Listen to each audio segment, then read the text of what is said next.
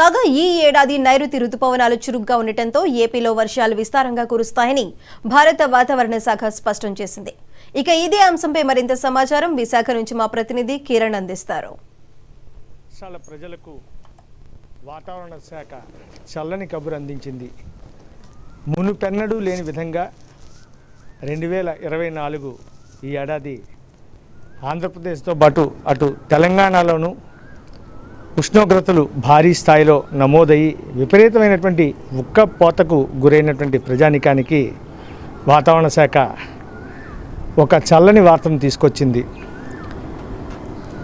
దక్షిణ తమిళనాడు నుంచి ఆంధ్రప్రదేశ్ మీదుగా ఏర్పడినటువంటి ఉపరితల ఆవర్తన ప్రభావంతో గడిచిన 24 గంటల నుంచి మరో 48 గంటల పాటు 2 తెలుగు రాష్ట్రాల్లో పలు చోట్ల వర్షాలు కురుస్తాయని చెప్పి, కొన్ని చోట్ల ఈదురు గాలులతో కూడిన వర్షపాతం నమోదవుతుందని చెప్పి స్పష్టం చేసింది.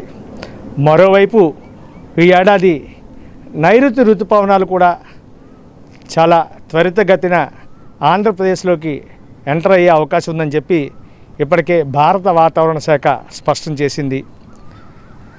కేరళను తాకేటువంటి నైరుతి ఋతుపవనాలు జూన్ మొదటి వారంలో ఆంధ్రప్రదేశ్లోకి వస్తాయని చెప్పి ఈ ఏడాది గత ఏడాదితో పోలిస్తే భారీగా వర్షాలు కురిసే అవకాశం ఉందని చెప్పి, మంచి వర్షపాతం నమోదవుతుందని చెప్పి వాతావరణ శాఖ స్పష్టం చేస్తుంది. ఏదైతే అన్నదాతలకు ప్రాణప్రదమైనటువంటి ఈ వర్షాలు ఈ ఏడాది ఆశించిన స్థాయిలోనే కురుస్తాయని చెప్పి, వర్షపాతం నమోదు కావడంతో వ్యవసాయ రంగానికి ఒక మేలు జరుగుతుందని చెప్పి వాతావరణ శాఖ అంచనా వేస్తుంది.